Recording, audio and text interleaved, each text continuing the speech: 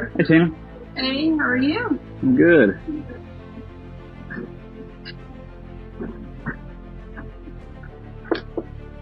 Hello. How are you? Good. I have a few things I wanted to show you, if you have a minute for me. Sure. So, I just so happened to... I was looking on at the Mississippi Code last night in regards to everything that happened to me in December and February.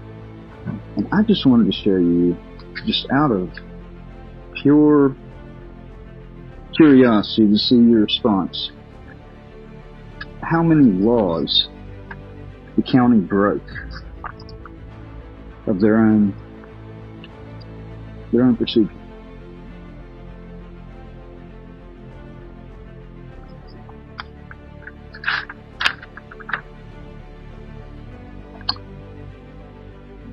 Followed by 107 right here,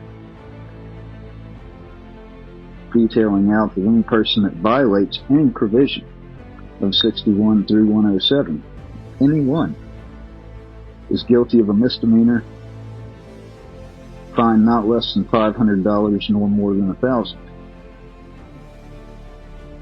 There were a lot of steps that were skipped over and not adhered to.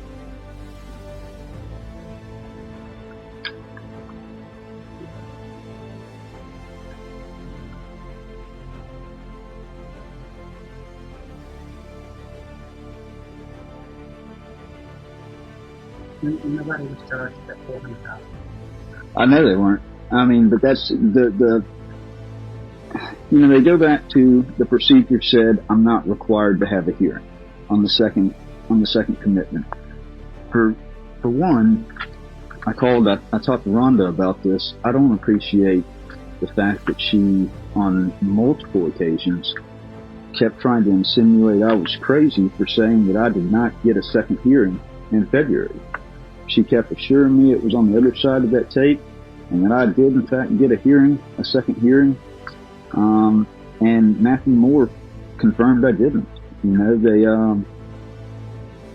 He said that the code authorized commitment without a hearing, a second hearing, but there's nowhere in the code that says that. And I just feel like I was deprived of due process and yanked away when so many different steps were not adhered to.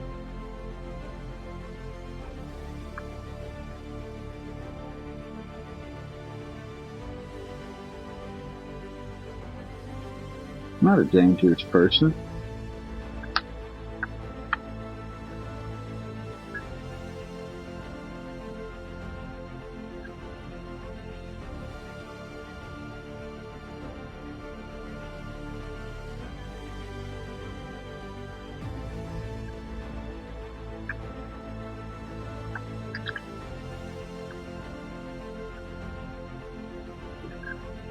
And see the reason I highlighted that at the top, yeah, that would count for the same kind of, just any kind of recorder.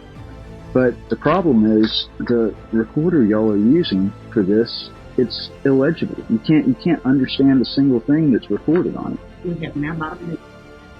What's that? We have now bought a new. Have you? Okay. Since you told me that the other one was that way, yes, we bought a new. Is it digital? Mm-hmm. That's the way to do it. Mm-hmm. It's truly the way to do it. And I think it's coming in now. Good deal. But that's, and that's the 107. Matt, I don't know what to do about all that. You know much more about the law than I do. Well, I understand, and that's why I was showing you, because, y'all equally played a part in this thing. Well, we have to do what we believe the law says we have to do. But what if y'all break your own law? Like the stuff that I highlighted, there are several things that just were skipped right over. No witness was named in the affidavit, and that's a must. The affidavit must include factual descriptions and named witnesses. The fact that Joey East fed lies to Rachel Alcorn the day after I found the assignment of judge changed in circuit court on a matter that's certainly relevant because it was an appeal from justice court where he and his deputies got caught lying on stand or through the evidence that was introduced. I mean, I've said it's more than a coincidence that, it's certainly, it adds a lot of motive to why this would have happened in the first place. Nobody's shown me a single bit of proof where I was ever provoking anybody with my minor child, but that was put on an affidavit. No witness ever named. And I don't know what happened with any of it. I knew after the fact that the majority of it with somebody. They were both people from community. Rachel Alcorn the first time, and that was after she had talked to Joey East and he had told her those things that she put on there. The second time was Susan Beard, and it was simply 2 days after I turned in that letter, to you. I said that I wanted to file that 8-page letter. On February 9th, she went and she took out an affidavit saying I wasn't cooperating with treatment, but that wasn't the case. I told her I didn't feel comfortable walking back into the den in the same line that just maimed me, without having these issues addressed that were in the 8-page formal complaint. That's certainly not warranting of committing somebody and saying that they're not compliant whenever they have a true legitimate grievance. And Judge Little's chambers, shame on them upstairs. The most shame on them, because I served that 8-page letter on his chambers as well as the executive director of community care. And the fact that was completely overlooked, that any affidavit I've ever sworn is overlooked and just looked at as not important, but somebody else's affidavit can, it's unfair. I'm over here saying, okay, if you don't believe the stuff that I'm putting on my affidavits is true, let's have some perjury proceedings. I think it's warranted. I think that if you're not going to take, what I'm saying at its face on an affidavit, that we need to have a trial one way or the other and accuse me of lying on an affidavit. Because one way or the other, this stuff just can't be ignored. So, what do you want me to say?